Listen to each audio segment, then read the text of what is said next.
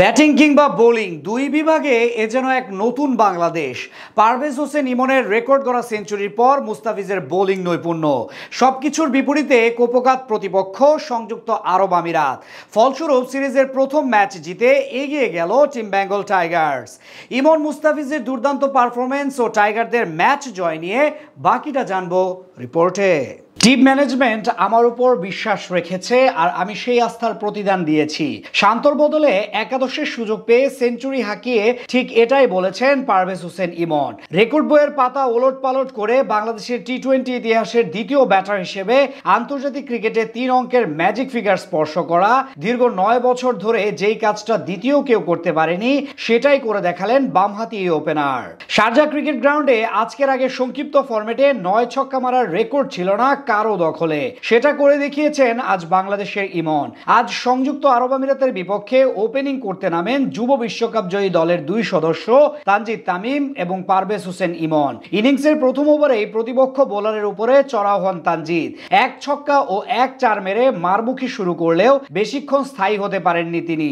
দ্বিতীয় ওভারে মতিউল্লাহ খানের অফ স্টাম্পের অনেক বাইরের বল উইকেট কিপারের হাতে ক্যাচ দিয়ে সাজ করে ফিরেন এই ওপেনার। তবে এক প্রান্ত আগলে রেখে দারুণ ব্যাট করতে থাকেন পারভেজ হোসেন ইমন। একের পর এক বাউন্ডারি মেরে পুরো গ্যালারিতে উত্তাপ ছড়াতে থাকেন তিনি।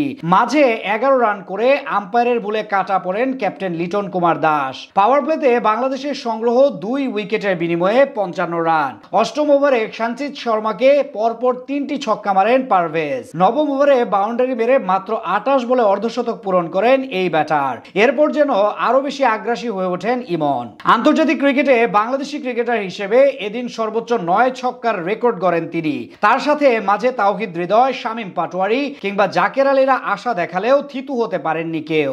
একাই লড়াই করে শেষ পর্যন্ত একবার জীবন পেয়ে 53 বলে দ্বিতীয় বাংলাদেশি হিসেবে টি-20 ফরম্যাটে সেঞ্চুরি পূরণ করেন ইমন। আর বাংলাদেশের পুঁজি দ্বারায় 191 রান। জবাব দিতে নেমে স্বাগতিক সংযুক্ত আরব আমিরাতের শুরুটাও ছিল দেখার মতো। বিশেষ করে এক প্রান্ত দিয়ে প্রথম থেকে আগ্রাসী ব্যাটিং করতে থাকেন ক্যাপ্টেন মোহাম্মদ ওয়াসিম। অন্যদিকে 2-4 মেরে 9 রান করে হাসান মাহমুদের শিকার হয়ে ফেরত যান জুয়াইব খান। 3 নম্বরে নেমে 3 বল স্থায়ী হন আলিশান শরাফু। তাকে ফেরান মুস্তাফিজুর রহমান। 2 উইকেট হারানোর পর দলের হাল ধরেন ওয়াসিম এবং রাহুল চোপড়া। দুজন মিলে ধীরে ধীরে গলার কাটা হয়ে দাঁড়ান বাংলাদেশের। 10ম ওভারে 32 বলে অর্ধশতক পূরণ করেন আরব আমিরাত কাপ্তান ওয়াসিম। এরপর অবশ্য বেশিক্ষণ টিকতে পারেননি তিনি। তানজিম সাকিবের বলে 54 রান করে আউট হন এই ব্যাটার। তার বিদায়ের পর আরব আমিরাতের হয়ে কিছুটা লড়াই করতে থাকেন আসিফ আলী এবং রাহুল চোপড়া, কিন্তু মুস্তাফিজুর রহমানের বোলিং তোপে বেশি আগাতে পারেননি তারা। 27 রানের পরাজয় বরণ করতে হয় স্বাগতিকদের। 21 বলে 42 রান করা আসিফকে আউট করেছিলেন হাসান। বল হাতে মোট 3 উইকেট নেন এই পেসার। আর 4 ওভারে 17 রান খরচায় 2 উইকেট শিকার করেন মুস্তাফিজ।